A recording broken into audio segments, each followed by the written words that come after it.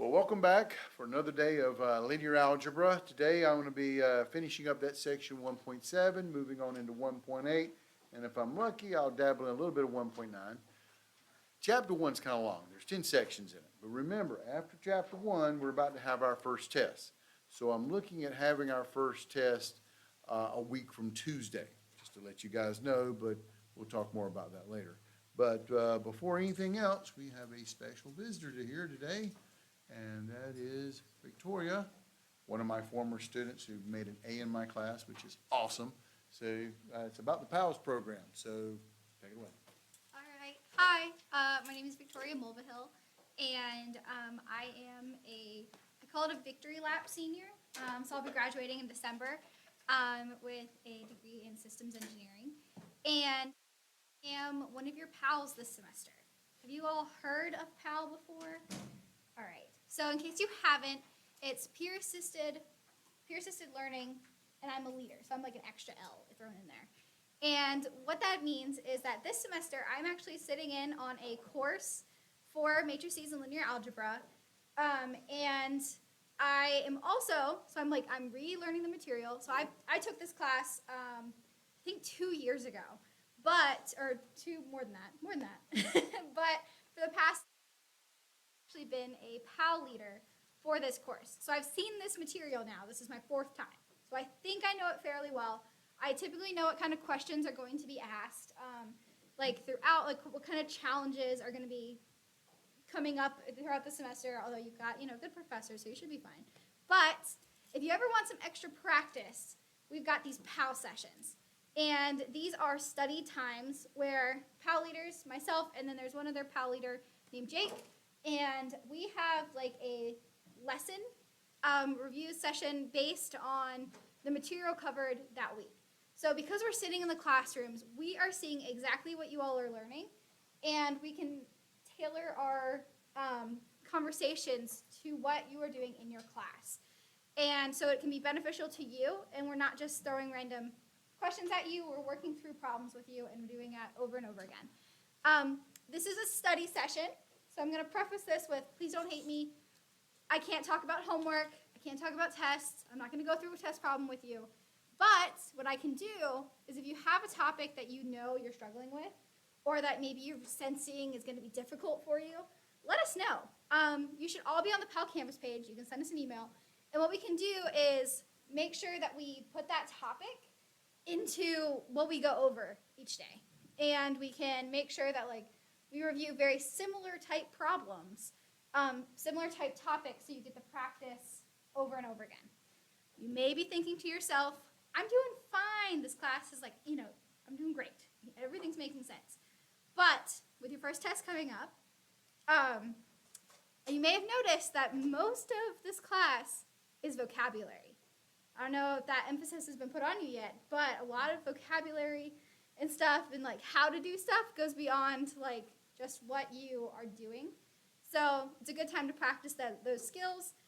And I have PAL sessions mine are actually on Tuesday and Friday. And let's see, I think that's Tuesday.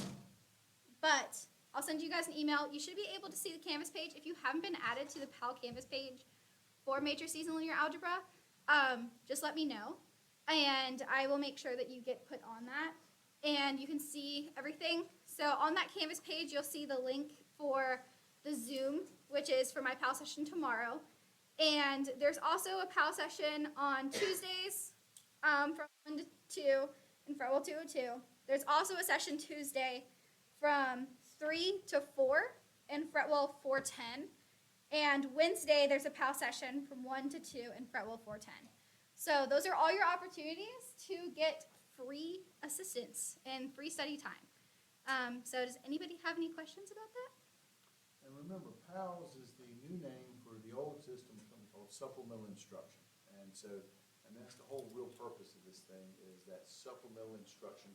So they're going to be going over a different variety of problems that we cover in class. Again, reinforcing those ideas, making sure you guys understand. Yes. The dates that you mentioned, this is on the Canvas page, right? Yes, it's on the Canvas page.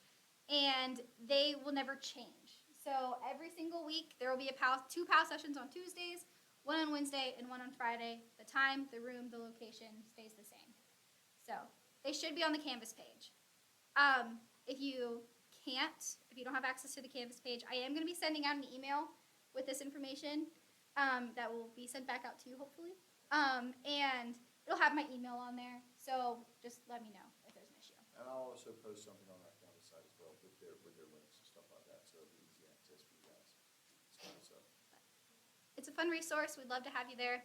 And yeah, I have good study tips for this class.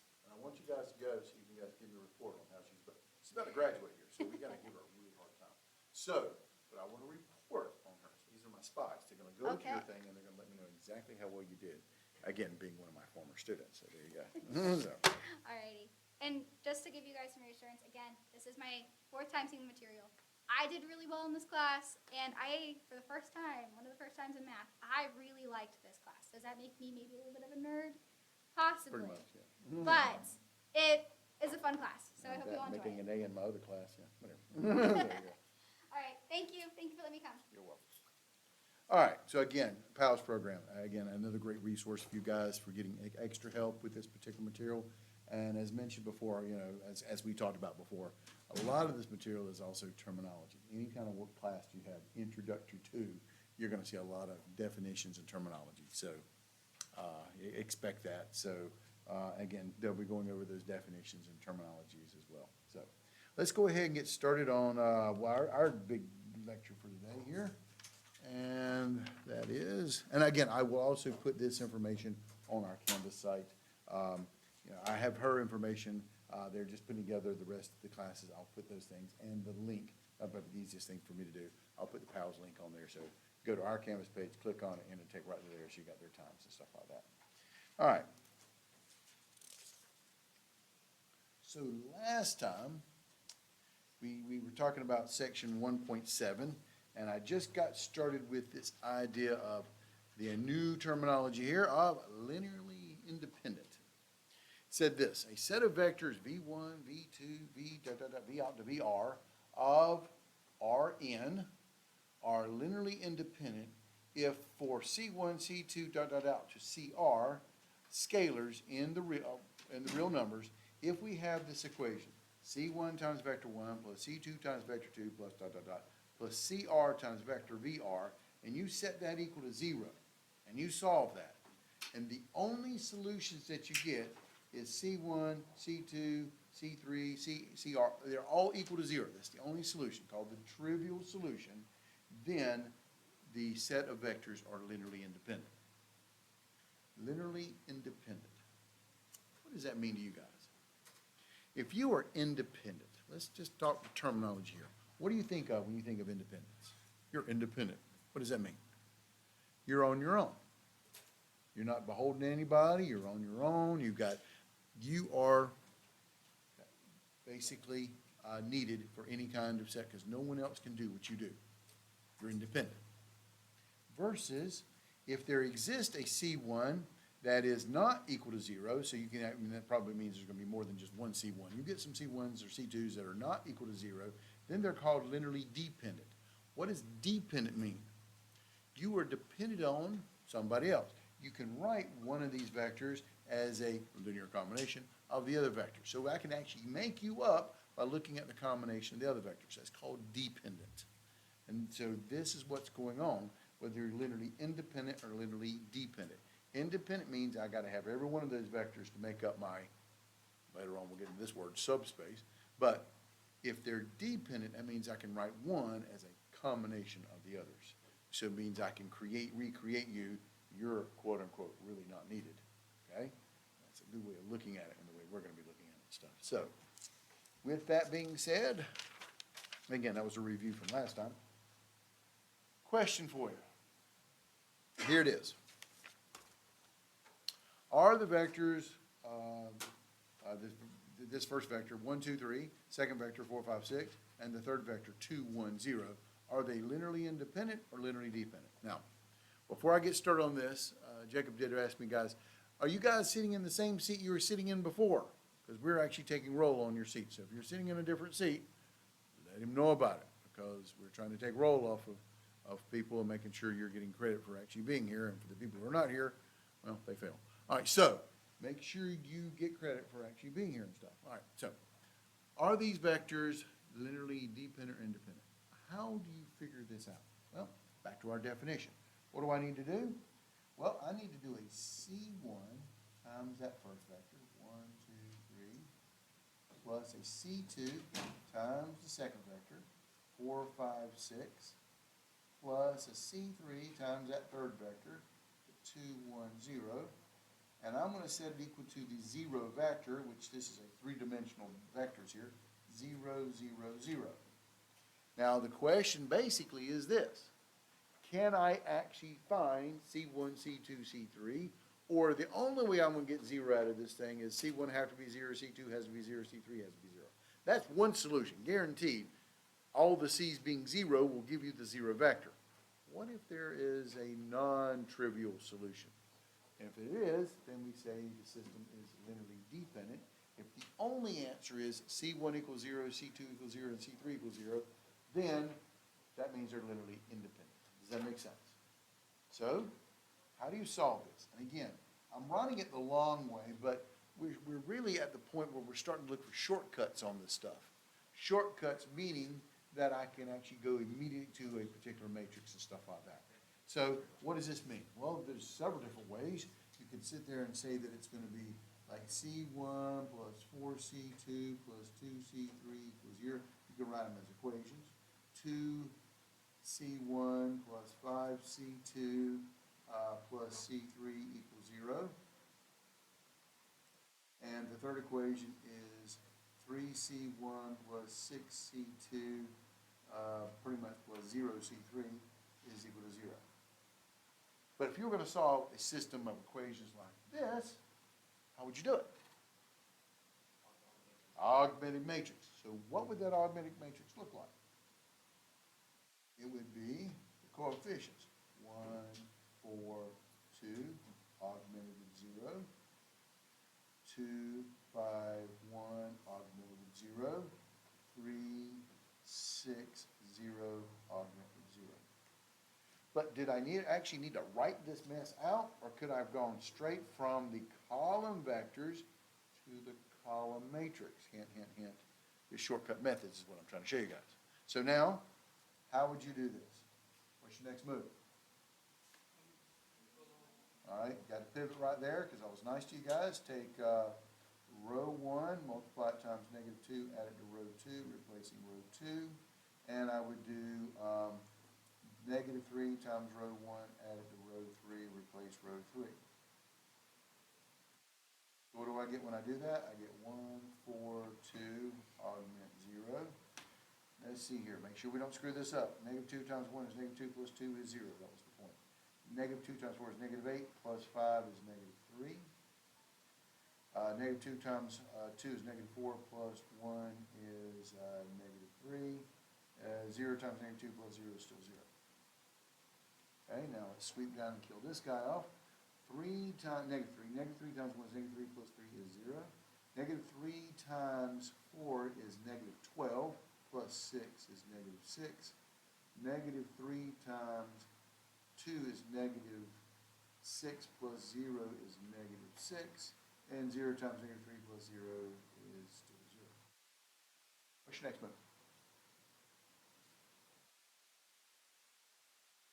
Well, you can make him a pivot if you want to, or you can go ahead and sweep down. Okay, I'm going to go ahead and do that and avoid fractions, but I don't think I'm going to actually avoid any fractions here. I'm going to multiply by -2 times row 2, add it to row 3, replace row 3. This would give me what? 1, 4, 2, augment 0, 0, -3, -3, 0, and then -2 times -3 is 6, plus -6 is 0, so I get 0, and the same deal here, I get 0. I get a row of zeros. Okay? Now, I'm going to carry this thing on, but if I just answered the question, so remember, especially on some of this online homework systems and stuff you got, just answer the question. If the question asks for, is this system linearly independent or dependent? What's the answer? Dependent. Why? Because the only way you get linearly independent is you're gonna try to get 1, 1, 1. C1 equals 0, C2 equals 0, C3 equals 0. Once I have that row of zeros, I'm gonna end up having a free variable, which means I'm gonna have one set of constants in terms of the other constants, which means dependent. Does that make sense? So I can look at this system in that row of zeros, telling me that this system is gonna be linearly dependent. But I will prove that to you by showing the relation of the constants here. Now I'm gonna multiply negative 1/3 times row 2. That's gonna give me 1, 4, 2, 0, 1, 1, 0, 0, 0, augmented with 0, 0, 0. And then I'm gonna do one more move. Negative 4 times row 2, add back to row 1, replacing row 1 with that. And that's gonna give me 0, 0, 0, augment 0 bottom, 0, 1, 1, 0, and then I'm gonna get 1. Negative 4 times 0 plus 1 is 1. Negative 4 times 1 is negative 4 plus 4 is 0. Negative 4 times positive 1 is negative 4 plus 2 is negative 2. Negative 4 times 0 plus 0 is still 0. So I have this. So now I can go back to my equations that we were talking about, and that would be C1 minus 2C3 equals 0. And C2 plus C3 equals 0. Solve for the pivots. C1 would equal to 2C3. C2 would be equal to negative C3. And who is C3 going to be equal to?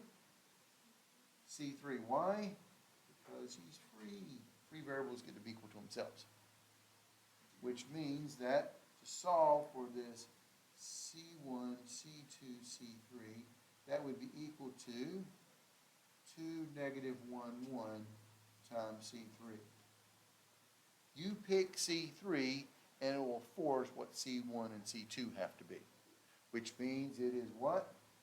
Linearly independent.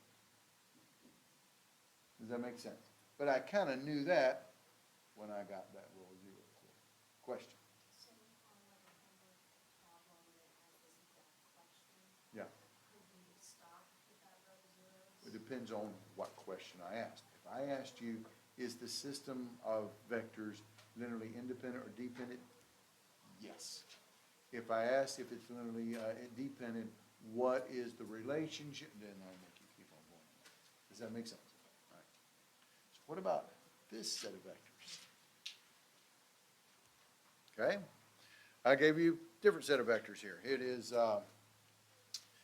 0, 1, 3, 1, 2, 8, 4, negative 1, 0. Are they linearly independent or dependent? Well, the only way to figure that out is, again, here's the idea. C1 times that first vector, 0, 1, 3, plus C2 times that second vector, 1, 2, 8, plus C3 times that third vector, 4, negative 1, 0. You set it equal to 0, 0, 0. And basically, you solve for C1, C2, and C3 to see if there's a trivial solution, the only solution being all C1, C2, C3 has to be 0, or is there a relationship that I can get C3 and C1 and C2 in terms of C3 or something like that, okay? But again, now I'm going to start doing a shortcut method to be able to solve this vectored equation. All I'm going to do is augmented matrix. These become the columns of the augmented matrix. 0, 1, 3, 1, 2, 8, 4, negative 1, 0. Augment with 0, 0, 0. Now, what's your first move? Row swap. What are you going to do?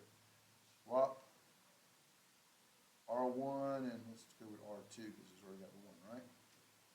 That's going to give you 1, 2, negative 1, augment with 0, 0, 1, 4, 0, and then 3, 8, 0, 0.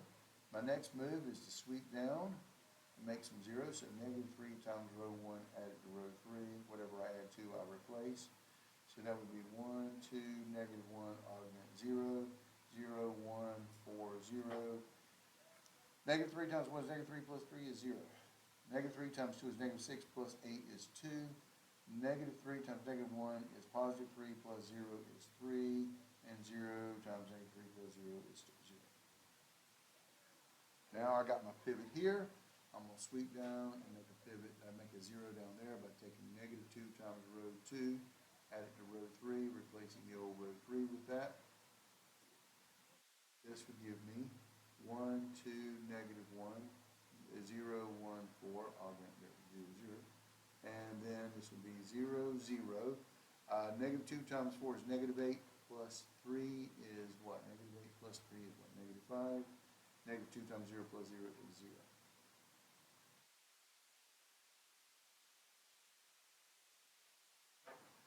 I can stop there if I want to.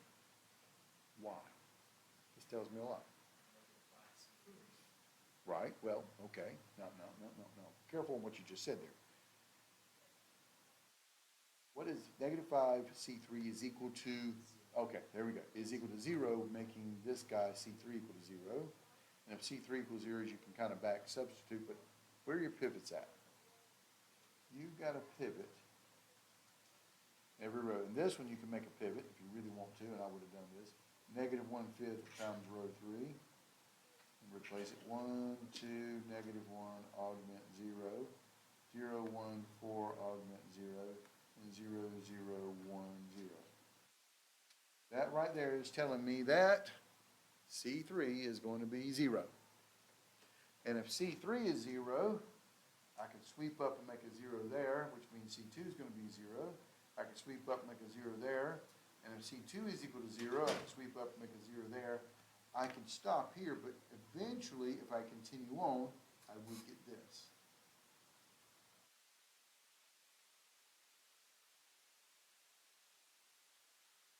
What is that telling me? But I mean, and again, answering the question, I can imply that I'm going to get the same answer here.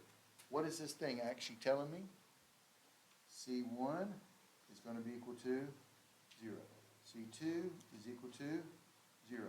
C3 is equal to 0.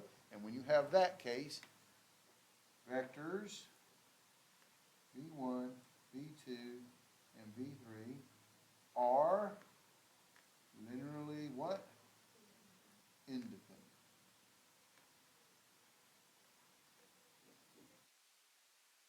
Does that make sense?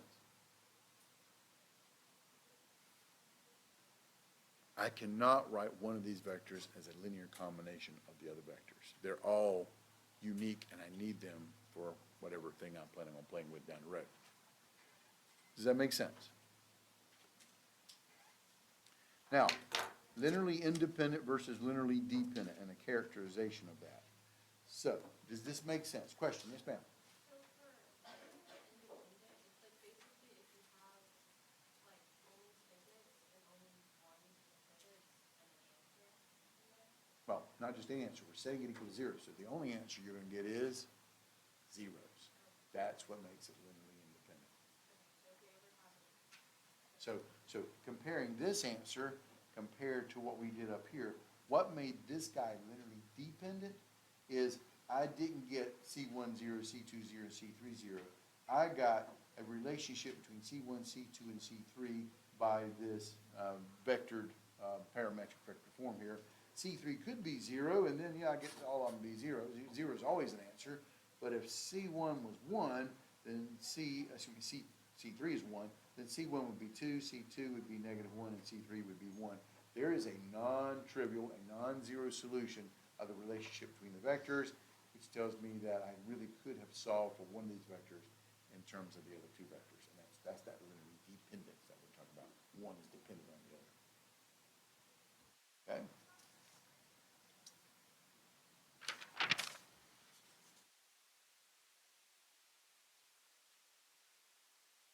So,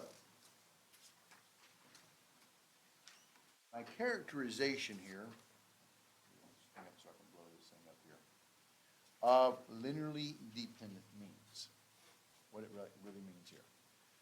Vectors that are linearly dependent means that one vector can be written as a linear combination of the other vectors.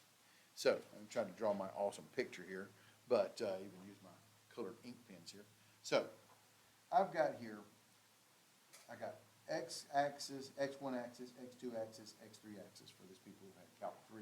See this quite a bit on the three-dimensional stuff here. But now here's the big deal. I drew in for you guys vector 1 right here. And I drew in for you guys vector 2. Thanks to that chapter 1.1 stuff and the parallelogram method, if I add vector 1 plus vector 2, I can take vector 2, put it into vector 1. I can take vector 1, put it into vector 2, and they point to the same spot here. And this is the resultant vector 3. So vector 3 is actually equal to vector 1 plus vector 2. Here, C1 and C2 would be 1 here. This is that linearly dependent. I can take two vectors, put them together with some constants in front of them, and be able to get the third vector out of it. Which means the third vector is really not needed. I need these guys, but I can create this one. If I can create it, I don't need them in my lineup. I can just go get rid of them. Because what I'm really after, again, is going to be the fewest number of vectors that I actually need to be able to create the system. I've got this one vector that's actually a combination of the others. I don't need him because I got the others. Does that make sense? I want the fewest vectors possible. That's what we're going for with this one. So that's what we mean when we say it's linearly dependent. One vector can be written as a combination of the other vectors and stuff. So V3 is a linear combination of V1 and V2. So V3 is linearly dependent on V1 and V2. That's what we mean by linearly dependent. If they're linearly independent, then I cannot write one vector as a linear combination of the other vectors. Oh, absolutely. Oh, absolutely. I mean, well, but I'm just picking on V3, but because I like to put them in order. V1, V2, V3. V1 and V2 compared to each other, I need them both. They're not a linear combination. But V3 can be written as a combination of V1 and V2. I could throw V3 out and just use V1 and V2. I can create anything that V3 can create for me. So dependence, which means at the end of the day, we're going to try to get as few vectors as possible. I'm setting you guys up for chapter 2 and chapter 3 and all this other good stuff. Okay? So, theorem.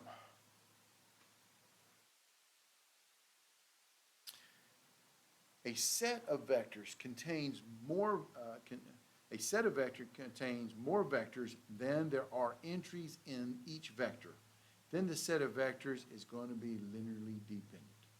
Let me stop there for just a second. Okay? What do we mean by that first statement? All right, now I've got more information here, but what it really means is this. I'll go ahead and finish reading the theorem. That is, if V1, V2, to Vp are my vectors, set of vectors that are in Rn, and P is greater than N, then the set of vectors V1 through Vp are going to be linearly dependent. All right, so let me tell you what I'm talking about here through an example. All right, so put this thing on here and let's talk about it. All right. Two things that I'm trying to get out of you guys with this stuff. There's two things going on. What size vector you got and how many vectors you got. And the two concepts are completely different. Understand? What size vector do I have and how many of these vectors do? So here's an example here. Make it simple. 1, 3, -2, 4. Okay. What size are these vectors? Size is the number of components. How many? 2. Okay? There are two components. So both of these vectors, and let me just do a third one here. 3, -15. You see these guys right here? They are all members of R, that means an element of R2. That exponent. Why R2? Because the coefficients are coming from real numbers. I could have put a pi and a square root of 2 or whatever I wanted to in the entry, but they got two entries. Does that make sense? That makes the vector. That's what it's R2. Now, how many vectors do I have? 3. 3. So I've got 3 vectors, but I'm only in R2. I can guarantee you right now, without writing down anything, these set of vectors are linearly what? Dependent. Why? Well, let me show you. If I did this augmented matrix here, 1, 3, -2, 4, 3, -15, and you augment it with 0, 0.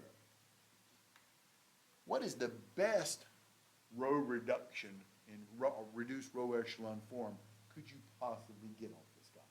If I did reduced row echelon form. Well, I could make them a 0, put a 0 going. This would be a pivot. They came down here, 0 up here. These guys over here were going to be nothing but numbers here, and this is going to be 0, 0. This is my problem right here. That means I can write C1 and C2 as a linear combination of this third vector. What does that mean? Linearly dependence. What did it look like for us to get linearly independent? Well, let me go back and show you. Here was an example. This was a matrix that proved that the set of vectors was linearly independent. What did you get? 1, 0, 0, augmented with 0, 0, 1, 0, augmented with 0, 0, 0, 1, augmented with 0. You get 1s on the diagonal, 0s off the diagonal, right? And you're going to have the same number of pivots as vectors. How many pivots we got? 2. How many vectors we have? Not going to happen. Linearly dependent. Does that make sense? And this will happen every time the number of vectors is actually more than the space that they come from. Okay? That's what we're actually trying to get across with this particular theorem. So this theorem is actually very advantageous. But again, just to reiterate what's going on here. All right.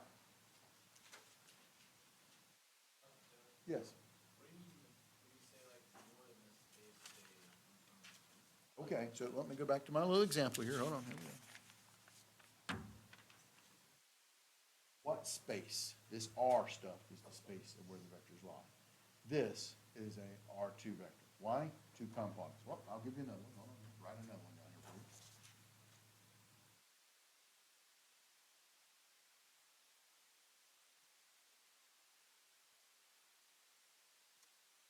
What space is this guy from? I don't know. I made it up. 1, 2, 3, 4, 5, 6, 7. You got it. This is an R7 vector. Does that make sense? It's the number of components tells you within the vector. Okay? So, and what this theorem is telling me is this. I got R7 vectors. If I've got 8 or more R7 vectors, I can guarantee you the set of vectors are going to be linearly dependent. I got way more vectors than the number of spaces in my vector themselves, the space of which I live in. Does that make sense? That's what the theorem is telling you. So, I mean, I spent a small example there, but again, I could do the same thing with just like 3. 1, 2, 3, 4, 5, 6, 7, 8, 9, 10, 11, 12, 13, 14, 15. That's great. Where do these vectors lie? What space? Where do they come from? R3. These guys are in R3 because they're 3 component vectors, right? R3, 3-dimensional vectors is basically what we say. How many of them do I have? 5 of them, automatically. 5 vectors in R3, 5 is bigger than 3, implies linearly what? Dependent. That's what we're saying. That's what the theorem tells you. So there's a relationship between what space, which means what number of components in the vectors you have, versus how many vectors you have. That's what the theorem's telling you. Okay? So that makes things a little nicer for us, because otherwise, if I was going to have to figure out if they were linearly independent or dependent, I would actually have to do this. What was this space right here? Where did these guys come from? R3. How many vectors do I have? 3. But even though I actually had to work this thing out, and I came up with these guys were linearly dependent. My theorem didn't help me out with that one, because I have the same number of vectors as components. These guys are in R3 because 3 components in the vector, and I got 3 vectors. Same idea here. This one here. Where are these guys from? R3. But this one when I checked them out and actually tried to solve it, I ended up got, the only way I could get the solution to it being equal to zero is all the components, C1, 0, C2, 0, C3, 0. That made them linearly independent. So if you've got the same number of vectors or fewer than components, whatever space you have, you're gonna have to do this to be able to check it out. But you get it for free. Anytime I got more vectors than the R space that where I'm at, automatically gonna be linearly dependent. I got way more vectors than I actually need. Does that make sense? Yeah. So if we have less vectors than the space, let's say we have 2 vectors in R3, does that mean that it's linearly independent? Not necessarily. Let me give you an example. Okay, your question, outstanding question. See that one?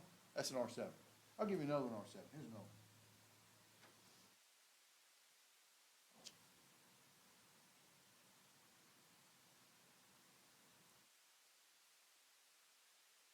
Here's one. This is an R7 too, right?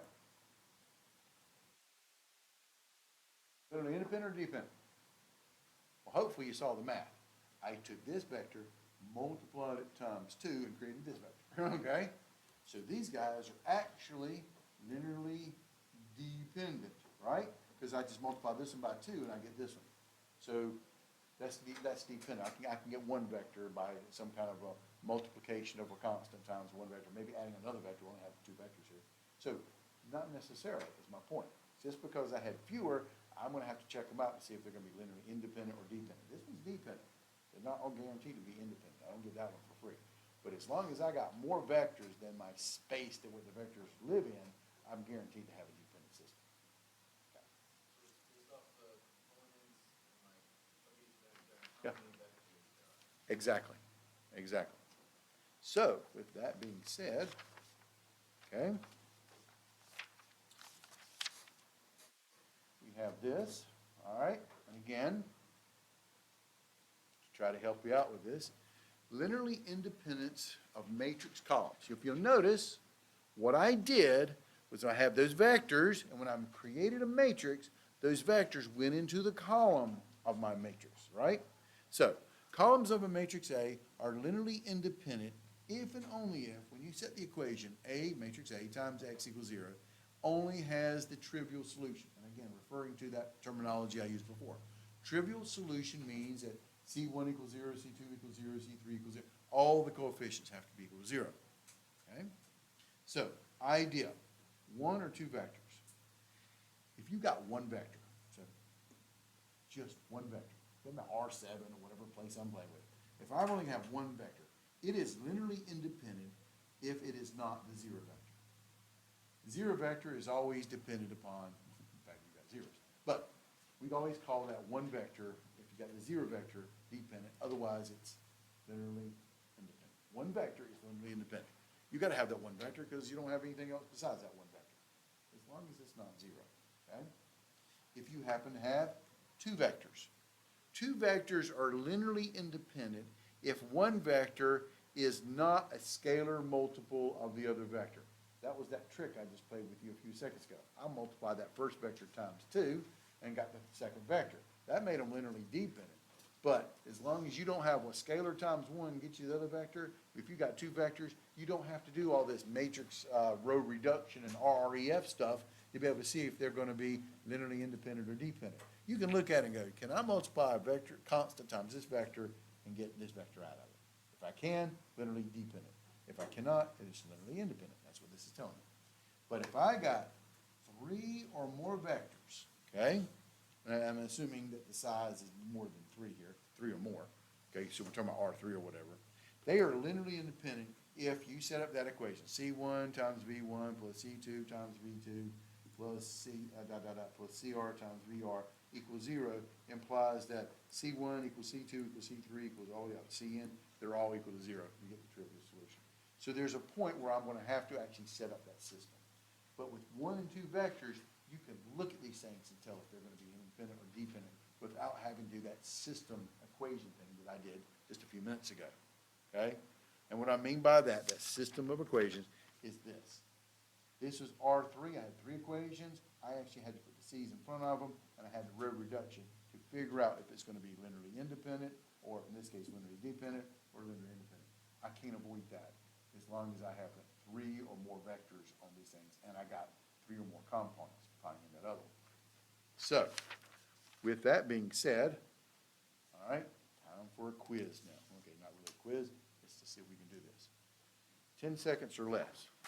See, I can put questions like this all day long on your next test or homework or whatever. The question is, are they linearly independent or dependent? All right, so we're math people. What does that mean? We have to abbreviate.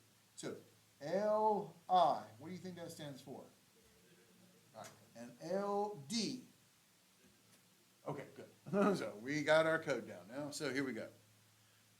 Here are two vectors, 3, 2, 9, 6. What you got? Which one?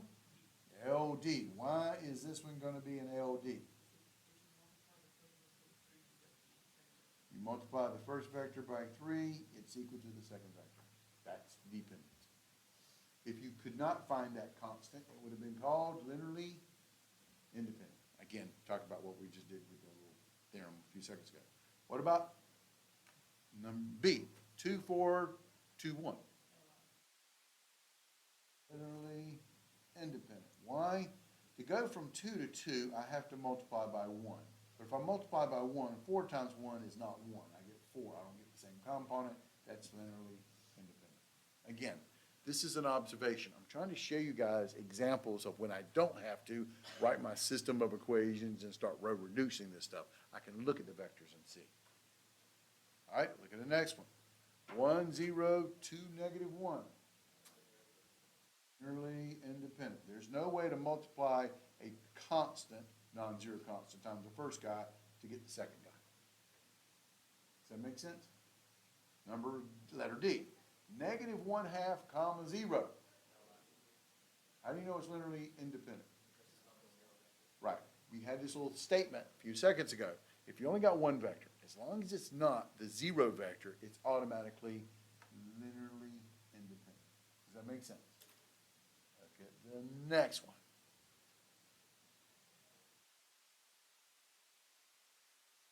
Independent or dependent? Why?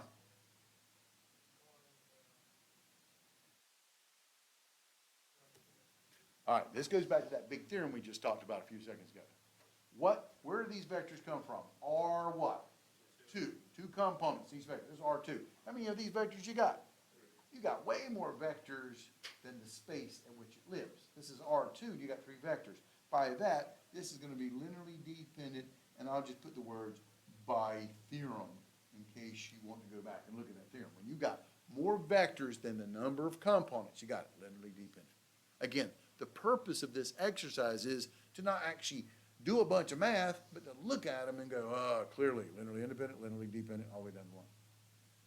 What about next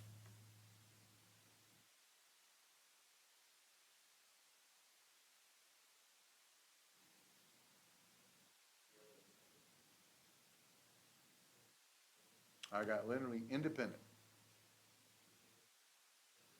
Well, I got a 0 vector in the thing. What do we say about 0 vectors? 0 vectors are always, okay, so understand, linearly dependent means I can write one vector as a linear combination of a constant times one vector plus a constant times another vector to be able to get this vector out. Can you figure out a constant you can multiply in front of this guy and a constant in front of this guy to be able to get the 0 vector? I wouldn't go -2. Think easier. What number can I multiply by this vector? So I can add it to multiply by a number by this vector to actually get the 0 vector. Good choice. 0. 0 times the first guy plus 0 times the second guy is going to give me the third vector. So as you mentioned, when I have a 0 vector in my mixed, it's automatically linearly dependent. It's part of that theorem about 0 vectors. 0 vectors are always dependent. You're done. It's not that I'm really looking at any kind of constants here. It's this guy that makes everybody dependent. You can always get the 0 vector out of it by chunking zeros in front of the other vector. So when we're talking about linear independence and stuff like that of vectors, we're talking about non-zero vectors every time. Does that make sense? All right, look at G.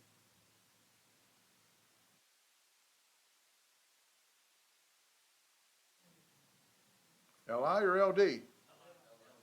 Why? All right. What do you gotta multiply? So he's got two vectors, all you gotta do is figure out a constant times one to be able to get the other. That's what we learned about the two vectors. What do I need to multiply by two to get 10? 5. What do you need to multiply by one to get 5? Oh, 5 worked. Multiply 5 times 3, what do I get? Do you get negative 15? Nope, that's literally independent. Second vector. It worked on the first two components, it gotta work on all the components. Does that make sense? 5 was a good choice on the first and second one, but it's actually negative 5 on the third and fourth one. So it's not the same constant. All right? H, go. L, which one? L, D, Y. These guys are in R3, right? 3 components. These are all vectors R3. And how many vectors do I have? 4 of them. Anytime I got more vectors than the space, R space that where I live at, it's automatically by theorem, and I'll put that by theorem. It's literally the. Does that make sense? I mean, I'm looking at these guys, I'm trying to get you guys something that should literally take you 3 seconds per question to be able to chunk out the answer on this stuff, as long as you understand the theorems and the relationships. All right. Yeah. Or you're saying, you're saying that it's linearly independent, is that because you couldn't multiply by the constant? Right, no. To literally dependent, there's gotta be, I mean, you got 2 vectors. You gotta multiply a constant times your first vector to be able to get the second vector. That's dependent. If you cannot find a constant that you can, when you got 2 vectors, multiply by the first vector to actually get the second vector. A single constant. When I multiply 2 by 5, I get 10. I multiply 1 by 5, I get 10. So 5 is my choice. But when I multiply 3 by 5, I get positive 15. I don't get negative 15, and I don't get the same number. That makes it linearly independent.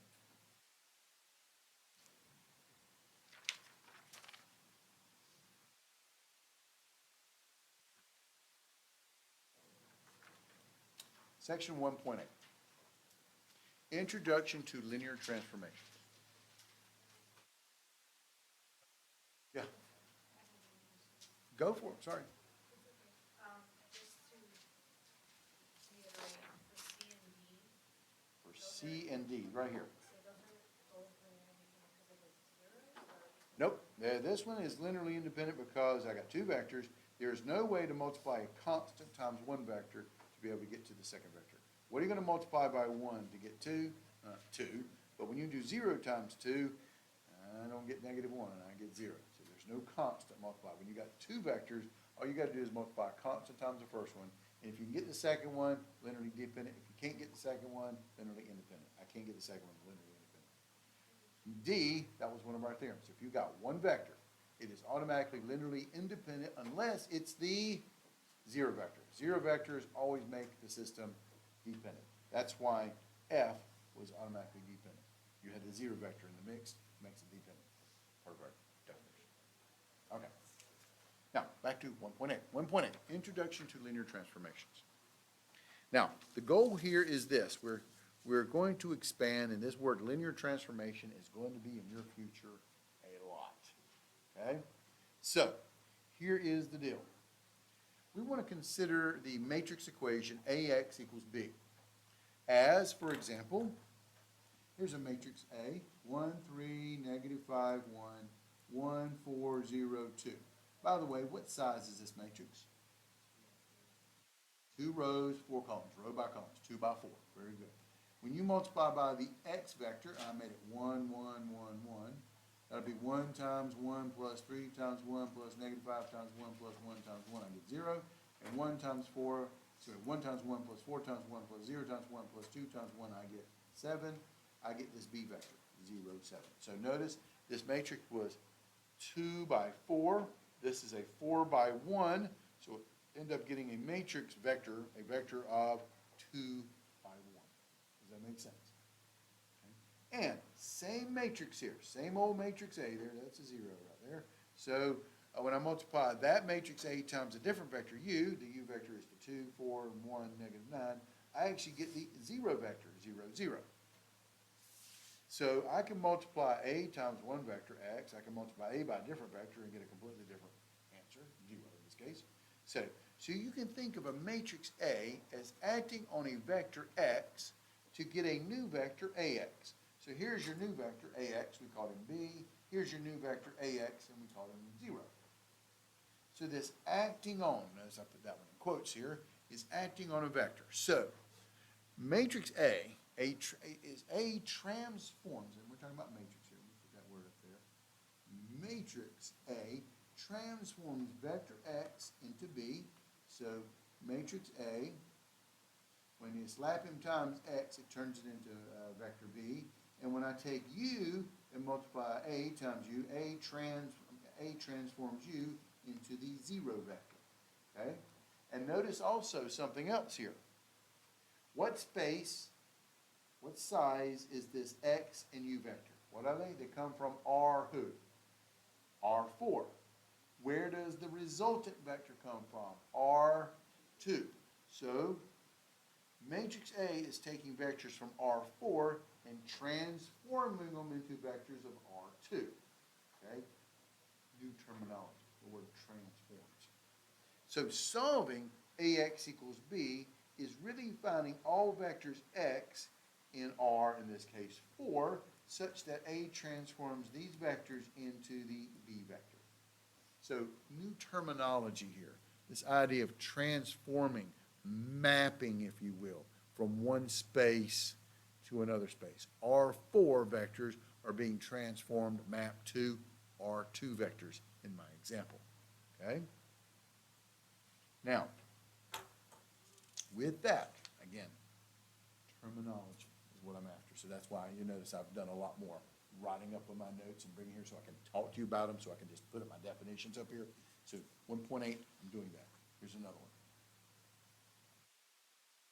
Transformation T.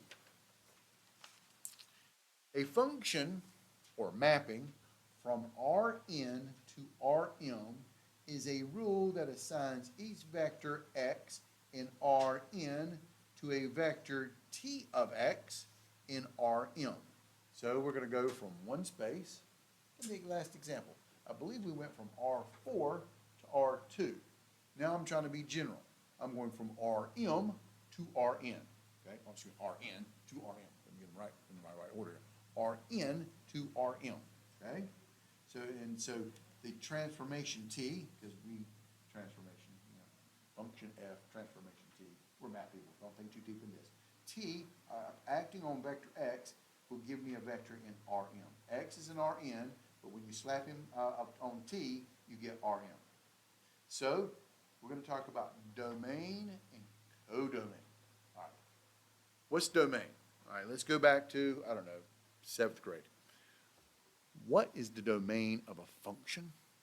Think back, way back when. What do you think of when you think of the word domain? The x values you can plug into the function. That works. And usually it's all real numbers, but on occasion we'll throw something like a square root function at you. You can't take square root of a negative number, not in real math. So x had to be greater than or equal to 0, so that was a domain restriction.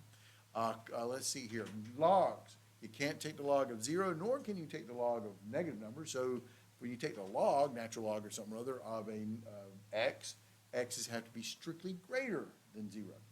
And I can't divide by 0. There's always these restrictions. I can't divide by 0, can't take the square root of a negative number, cannot take the log of a negative number, nor take the log of 0. So we've always had these restrictions and stuff like that, okay?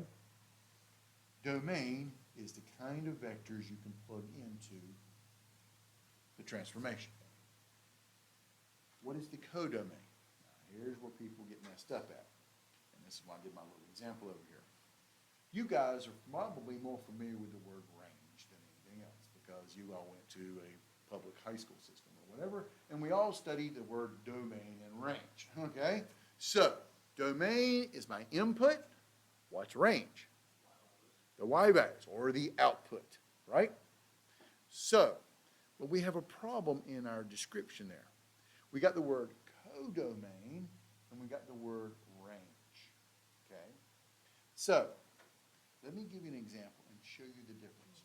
So going back to old school here, f of x equals x squared. You guys are familiar with that one, famous parabola, right? Y equals x squared. That function goes from the reals to the reals, okay? The domain, plug in, is the reals. Plug in any real number you want to for x. That's your domain. Your codomain is the reals. That's what kind of numbers we're going to be getting out of this guy. It's just a generic description of the stuff you're gonna get out. So for when I'm talking about vectors, I plug in Rn, I get out Rm. But there's a difference between codomain and range. What is the range of f of x equals x squared? Look at the graph. F of x equals x squared. What kind of numbers you get when you square them? You get negative numbers? No, you can get zero. Zero squared is zero. So it's zeros or positive. So the range is actually from 0 to infinity. The range is contained inside the codomain. The codomain is a general description of what the vectors you're going to get out in our case, or what kind of numbers you're going to get out. They're real numbers, but when you're going to be more restrictive on that, exactly what real numbers you're going to get, that's called the range. So the codomain and the range is always contained inside the codomain, but the codomain is more of a generic description of what kind of numbers you're going to get, reals and stuff. Yeah. Right. Codomain, when you plug in real numbers, you get out real numbers. Very general. But what kind of numbers do you really get out when you do y equals x squared? 0 to infinity. Only the positive ones, including 0. So the range is contained inside the codomain. So when our transformations, T will be a mapping from the vectors of Rn, n-dimensional vectors, and you're going to get out vectors in Rm. Okay, so T maps Rn to Rm. Will we get all the Rm vectors out of it? Maybe, maybe not. Did we get all the real numbers out of this guy? No, I didn't get all of them. I only got the positive ones and 0. So there's this what kind of vectors you got. They're going to be in Rm space, but there may be some kind of a smaller set, the range actually inside this set. So trying to distinguish between the word range and the word codomain. Codomain is where you're going. Reals to reals, you're going from Rn to Rm, that is your codomain over here. But what kind of vectors are you going to get in Rm? I don't know. We may get all of them, we may get only part of them. So examples here. Again, trying to get my concept across in section 1.8. Here we go.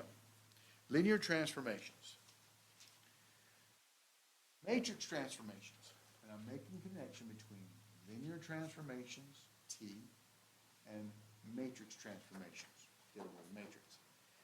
Transformations dealing with matrix multiplication, i.e. T of x is equal to A times x, where A is an m by n matrix. So, this has got that functional notation look to it. You remember, f of x, but we're talking about transformations, so we can't use f, we got to use T of x is going to be the same thing, it'll be equal to matrix A being multiplied by x. So you can also write this as x being mapped to A times x. This is your domain, this is your codomain of where it's going to, okay, where it's being mapped to. So the domain is going to be Rn, so it's the n columns, catch a pattern here, it's the n columns of A, but the codomain is going to be Rm, which is the m rows of A. There's going to be a relationship between where the vectors are in the domain and where they're supposed to be going to based upon the size of the matrix. The columns tells you where the domain comes from. The rows will tell you where the range, codomain, comes from. Okay? So that's what we're telling you here. So the codomain is Rm, where it's got m rows of A. And remember, the codomain is the range, the set of linear combinations of the columns of A. Okay? So, in terms of this idea right here, linear transformation. T is going from the space of Rn to the space of Rm. So here is Rn right here. You got a bunch of vectors over here in Rn. T is going to map these guys into, we'll call it Y, because I knew that's what you guys would use when you think of the word range. Y's are going to go in here. So there's the range, and there's Rm. But I drew this in particular. Did everything over in Rm get covered? Maybe, maybe not. The range is always inside of the codomain. This is the codomain, Rm. this is the range, where the numbers, where the vectors you actually get out of the thing. So you may get all of RM back, and then great, RM's covered. Or you may get something slightly less, than maybe a few of these vectors in RM that never get mapped to. And we'll talk about that definition in a little bit. So, an example here, okay? So, setting it up. So go ahead and write this thing down for me, because my example is actually on my next page. But here's my setup. I've got a nice big old matrix A here. It's 1, 5, 1, -2, -2, 3. It is a 3 by 2 matrix. Vector U is 2, -1. Vector B is the vector 8, 1, -3. And vector C is the vector 3, 2, 5. Again, I want you to notice the size of these vectors, and I'm going to ask you a question here in a second.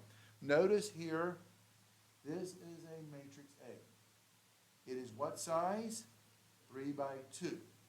Typically with matrices, we just talk about the size, rows by columns.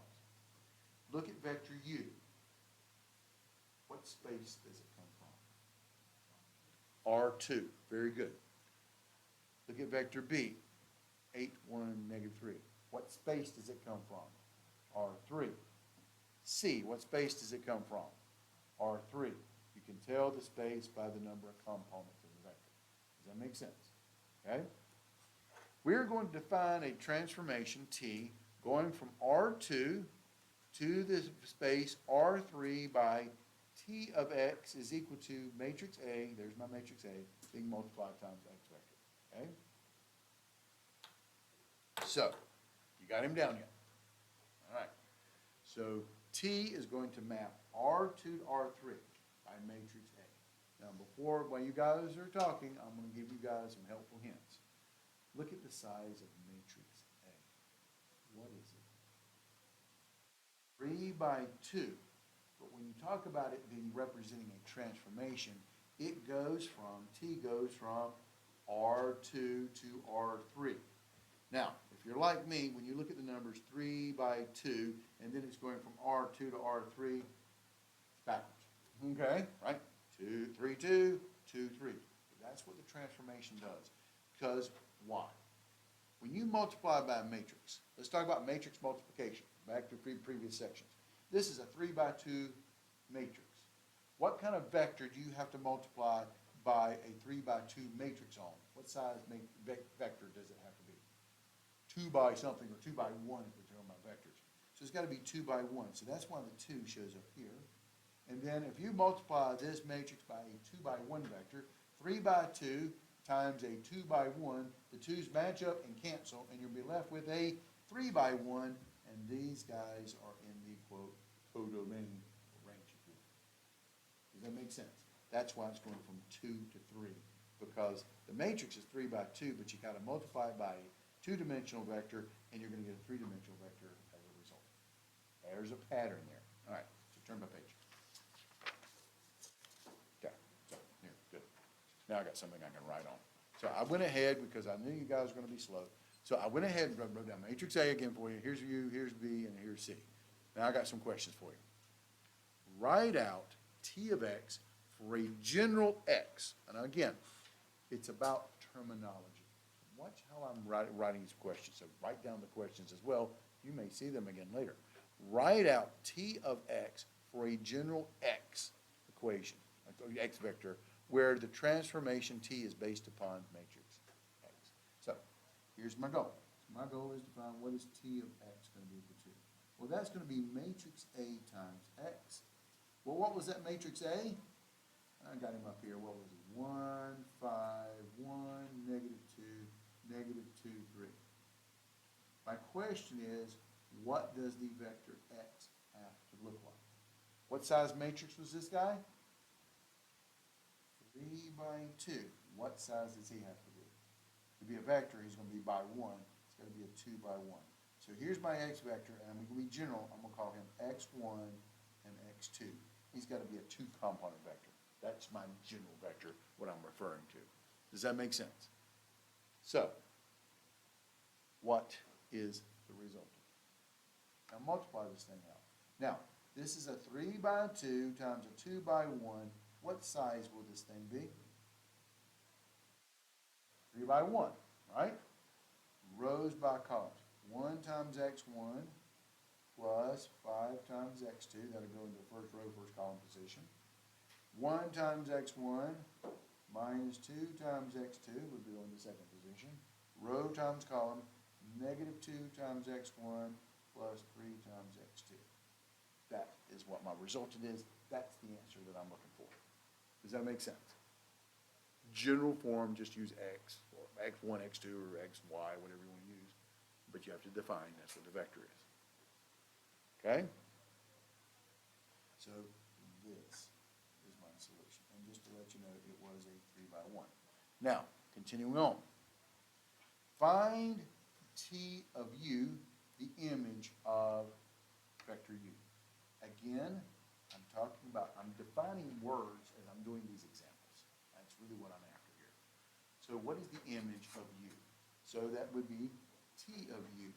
That would be matrix A times vector u. Matrix A, again, was 1, 5, 1, negative 2, negative 2, 3, times what was vector u? It's still up here. What is he? He is the vector 2, negative 1. Tell me what I'm going to get. Row by column. I'll slide this up, you guys can see it back there. Row by column. 1 times 2 plus 5 times negative 1. 1 times 2 is 2 minus pretty much 5 is what? Negative 3. 1 times 2 is 2. Negative 2 times negative 1 is 2. 2 plus 2 is 4. And then negative 2 times 2 is negative 2 plus 3 times negative 1 is negative 3. Negative 4 plus negative 3 is what? Negative 7. Does that make sense? Row by column. And notice, this was a 3 by 2. This is a 2 by 1. Your resultant is a 3 by 1. Row by column. Remember how we did that with our matrix multiplication stuff. Part C here. Find x in R2 whose image under T is B and is X unique. Look at the words. Find X in R2 whose image is under T is B. All right, so again, terminology here. So we're talking about, we want to find X such that T of X is equal to B. We want to find all 4 vector X. Does that make sense? Now, so here we go. We got T of X is actually equal to A times X. So what was A again? A was 1, 5, 1, negative 2, negative 2, 3. What was your X? This is what we want to find, but because this matrix was 3 by 2, what size was general arbitrary X vectors? 2 by 1. This will be an X1 and an X2. We want to get, so this is your matrix A times X, and that's got to be equal to, I believe it's B, right? What was my B vector? That guy right there. It is the vector 8, 1, negative 3. Does that make sense? Just using the information I was provided in this particular problem. I have a question for you. How are you going to solve this thing? You can sit there and write them out and write them system of equations, but you don't need to do all that. What do you need to do? Go for a what? Augmented matrix. What would your augmented matrix be trying to solve this thing here? 1, 5, augment 8, 1, negative 2, augment 1, negative 2, 3, augment negative 3. How are you going to solve this thing? Your job is to solve for x1 and x2. Okay? What's your first move? Well, I got you a pivot right there. What would you do? Negative R1 plus R2, replace R2, and then so sweep down, and then 2 times R1 plus R3, save space, right? So go ahead and do 2 moves there, and sweep down and kill this guy off. That'll give you 1, 5, augment 8. That'll be 0, here we go. -5 plus -2 is what, -7? -8 plus 1 is -7. Keep going, 2. 2 times 1 is 2, plus -2 is 0. 2 times 5 is 10, plus 3 is 7, so 0, that's 7. And 2 times 8 is 16, right? And, wait a minute, did I screw up my math here? Excuse me, that was a typo on my part. Let's see here, let's do that again. Yes, it is a +3. 2 times 5, that'd be 13, wouldn't it? Yep, thank you for my math. That's a +3. So 2 times 5 is 10, plus 3 is 13. 2 times 8 is 16, plus -3 is what? 13, right? You happy now? What's your next move? Personally, I would make this a pivot now. So I'm gonna do -1/7 times row 2. Replace row 2 with that. That's 1, 5, augment 8, 0, 1, 1, 0, 13, 13. Now my next move is this. And I'm gonna do 2 moves to impress you. I'm gonna take this guy and sweep down. So this would be -13 times row 2 and add it to row 3 and replace row 3. But that's gonna make a 0 down there, and I'm gonna go ahead and sweep up while I'm at it and do -5 times row 2, add it to row 1. What do I end up getting? Well, row 2 will actually be used, but it stays the same. 0 times -13 plus 0 is still 0. -1 times, +1 times -13 is -13 plus 13 is 0. +1 times -13 is 13 plus 0 plus 13 is 0. So I get row of zeros. Now I'm going to sweep up. -5 times 1 is -5 plus 8 is 3. -5 times 1 is -5 plus 5 is 0. 0 times 1 plus 0 is that, is 1. So I get this. Double check me.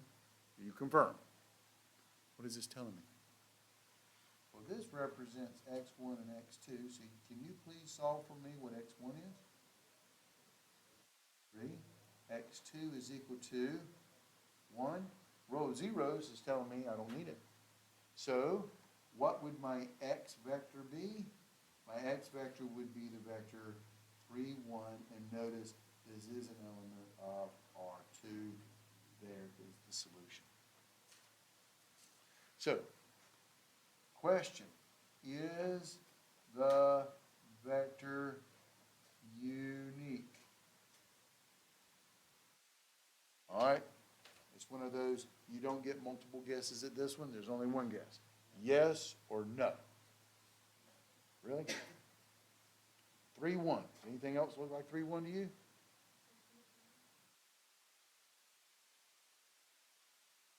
Did you get a unique solution? Okay. What is the difference between consistent, unique, and consistent, infinite? Let's go back and look at that.